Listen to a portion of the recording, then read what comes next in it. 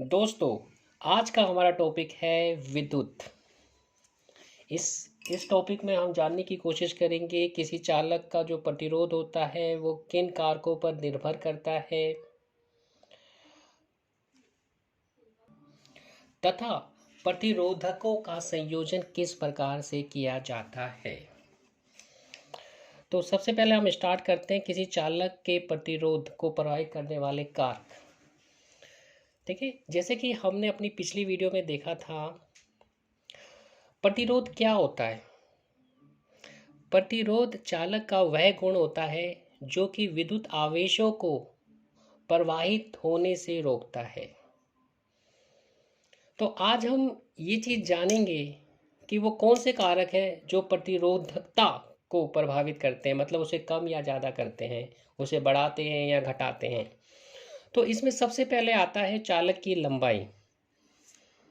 यहाँ पर चालक से हमारा तात्पर्य एक ऐसे पदार्थ से है जो अपने में से विद्युत धारा को प्रभावित होने देता है, जैसे कि तांबा, एल्यूमिनियम, जितनी भी धातुएं होती है, धातुओं का ये गुण होता है कि वो अपने में से विद्युत धारा को प्रभावित होने देती है। मतलब धातुएं विद्युत की सुचालक होती है। तो यहाँ चालक का मतलब धातुओं से है या उस पदार्थ से है जिसमें से विद्युत धारा प्रभावित हो सकती है। तो सबसे पहला जो प्रतिरोध होता है वो निर्भर करता है चालक की लंबाई, एल, लेंथ। जिस चालक का देखिए लंबाई जितनी ज़्यादा बड़ी होगी उसका प्रतिरोध भी उतना ज़्यादा होगा, कम होगी तो कम होगा। तो इस प्रकार से हम देखते हैं कि जो चालक की लंबाई होती है वह प्रतिरोध के अनुक्रमानुपाती होती है। मतलब कहने का मतलब है उसके बढ़ाने पर वो भी बढ़ती है, उसके कम करने पर वो भी कम हो जाती है। तो इसको हम इस तरीके से दिखाते हैं। आर आर का मतलब होता है प्रतिरोध और एल का मतलब होता है लंबाई। तो ये अनुक्रमानुपाती है, मतलब जैसे जैसे हम लंबाई को कम ज़्यादा करते हैं वैसे वैसे जो प्रतिरोध होता है वो भी कम ज़्यादा हो जाता है। तो इसका निष्कर्ष हम इस प्रकार निकालते हैं, प्रतिरोध चालक की लंबाई के अनुक्रमानुपाती होता है। आर जो है अनुक्रमानुपाती है एल के। दूसरा कारक आता है चालक की अनुप्रस्थ काट का क्षेत्रफल। ठीक है, आपने देखा होगा।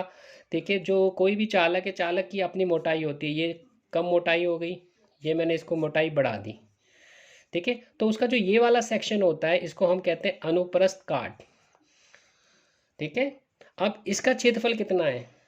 ठीक है, इसका क्षेत्रफल कितना है ये चीज़ भी प्रतिरोधकता को प्रभावित करता है, लेकिन इसका संबंध उल्टा होता है।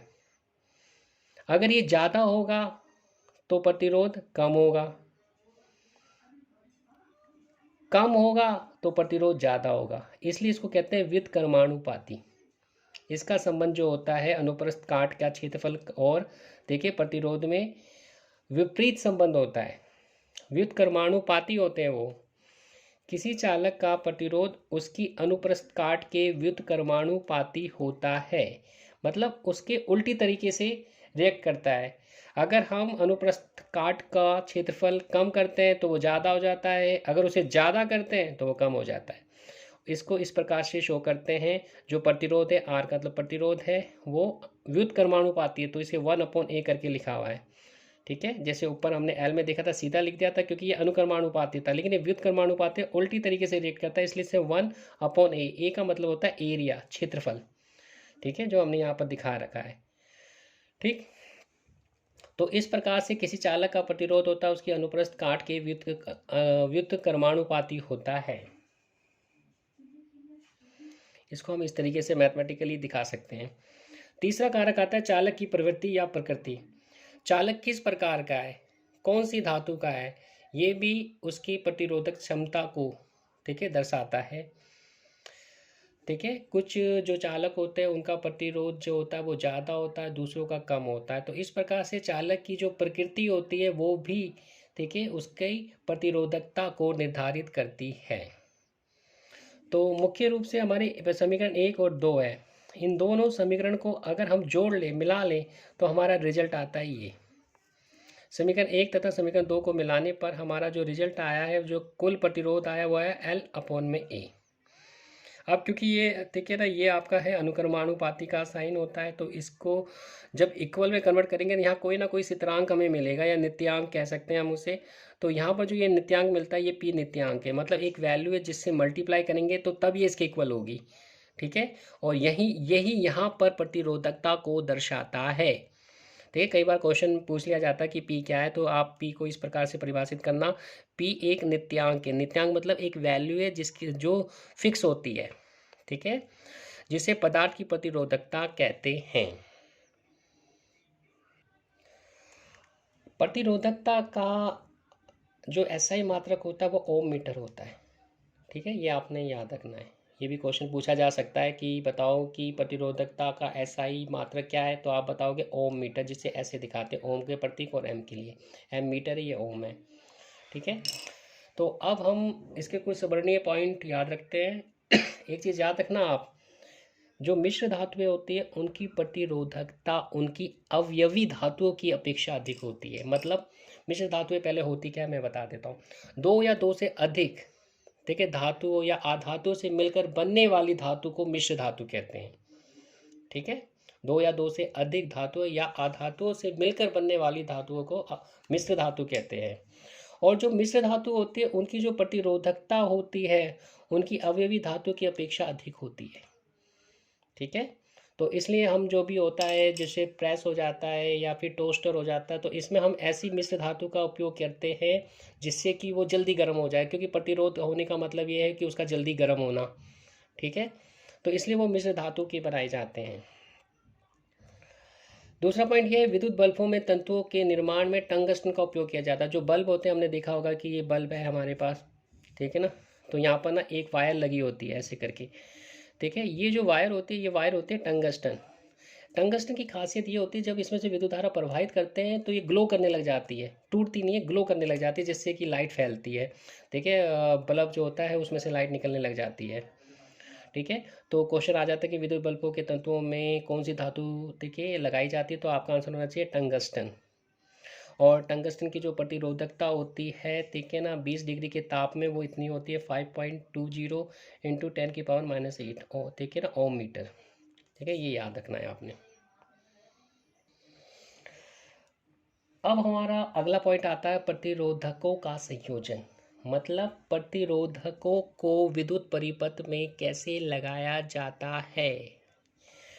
प्रतिरोधकों का संयोजन दो प्रकार से किया जाता है विद्युत परिपथ में, श्रेणी क्रम और पार्श्व या समानांतर क्रम। ठीक है, जो श्रेणी क्रम होता है वो इस प्रकार का होता है, ये प्रतिरोध दिखा रखा है, 3 प्रतिरोध दिखा रखे हैं आपको। देखिए ना, प्रतिरोधकों को सिरे से सिरा जोड़ मिलाकर संयोजित किया जाता है। मतलब यहाँ से इसको इसको इससे ज्वाइंट किया, इसको इससे ज्वाइंट किया, तो इस प्रकार का जो संयोजन होता है उसे श्रेणी क्रम कहते हैं। ठीक है, और एक चीज़ और याद रखना कि जब भी आप इस प्रकार से प्रतिरोधकों का श्रेणी क्रम में संयोजन करते हो तो जो प्रतिरोध होते हैं उनसे जो पास होता है, देखिए ना, क्या विभंतर, जिसे ठीक है V1 कहते हैं, इसके यहाँ से यहाँ जो पास हो V2 V3। अगर हम इन तीनों को प्लस कर लें तो हमें टोटल विभंतर ठीक है निकल जाता है। तो इस प्रकार से हम इसका टोटल विभवांतर निकाल सकते हैं, जिसे हम पोटेंशियल डिफरेंस भी बोलते हैं। अब हम बात करते हैं पार्श्व या समांतर क्रम।